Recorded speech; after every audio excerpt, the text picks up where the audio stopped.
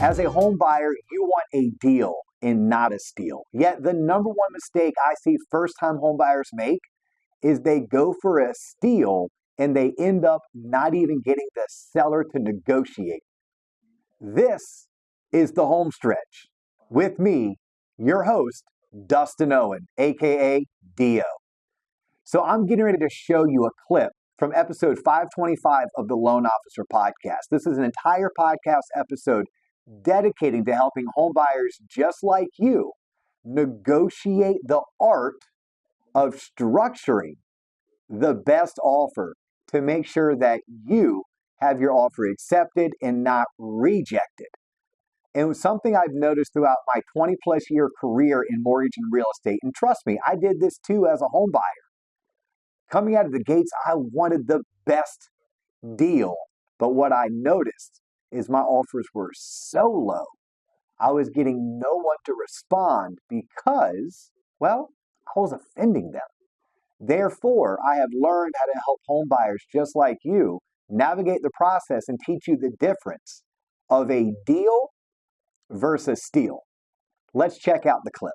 The number one reason why people's offers don't get accepted is sometimes it's just too damn low. Too low, too cheap. And it's one of those things that, look, I was once a home buyer who was inexperienced, who was working in a profession that was not mortgage. And if something was listed for, at the time, $250,000, I'm like, I'll offer $190,000. Hold on. Yeah, I didn't know any better. Right. And my realtor was like, we can't do that. And my thought was, all you care about is your commission. Hell yeah. Right. That's where I went. Like, correct. all she That's cares how I about still, is her commission. Okay, her commission on that extra $60,000 was like $1,200. No, she didn't care about her commission. She cared about her professional reputation. Right, yeah. She cared about whether or not I was a realistic home buyer. She cared about whether or not the sale would go through. And what I've learned through 20 years of helping thousands of home buyers purchase real estate is that there can be an offer that's so low that gets no response. There can be an offer that's so low that offends the seller. And if they are going to counter, it is going to be a negotiation that is fierce and cantankerous. Like, you don't want to go there. So there is a sweet spot of being able to offer maybe lower than you anticipated without it being so low that you offended the person. You started this relationship off on the wrong foot. It's probably not going to end in your favor. If it's not a fix and flip, there's, in this day and age, people really still can like offer less than selling price and then get it accepted. The biggest benefit we've had from watching interest rates jump from 4% to 7% has been, for the first time, homes are sitting on the market. And for the first time, home buyers do have a ability to negotiate. So yes, you can negotiate, but negotiate may be like, hey, I'm going to get this home for 4% off of appraised value. So it appraised for 400 and I maybe got it for 384 or 386. Home buyers may be able to get the seller to pay all their closing costs. I mean, think about that. Closing costs could be 10, 12 grand, right? That's a lot of money.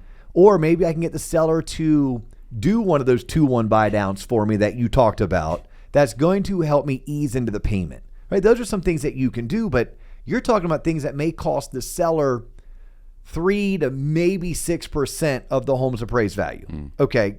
But you're not talking about 20% off. So as you can see from the clip, there's more to making an offer than just going lowball. There's strategies, there's tactics. And if you go and you watch or listen to all of episode 525, which, by the way, in the show description, we will have a link to our YouTube channel for the Loan Officer podcast, as well as ways to listen to us on Spotify and Apple. But as you can tell from this clip, a strong offer starts by being respectable to the seller. You never have to offer what they're asking. But if you go too low, well, you may offend them, at which point the seller won't even respond.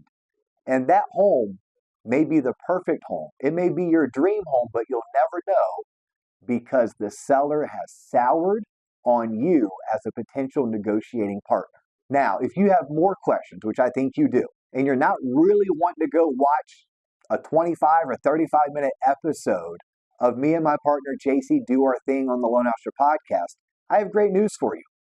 I am connected to some of the top real estate agents in the entire country.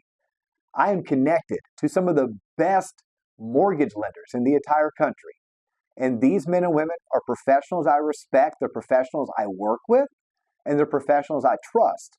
And if you click the link in the description, what you'll find is I have resources where I can connect you to men and women who are willing to give you some of their time for free, some of their advice for free. We call these home buying consultations, and these are all what we consider TLOP approved real estate and mortgage professionals. It's the first step in the home buying process is to go through a consultation. And I and my team would love to hook you up with the advice that you need to make sure you don't make a mistake like trying to steal a home versus trying to get a deal.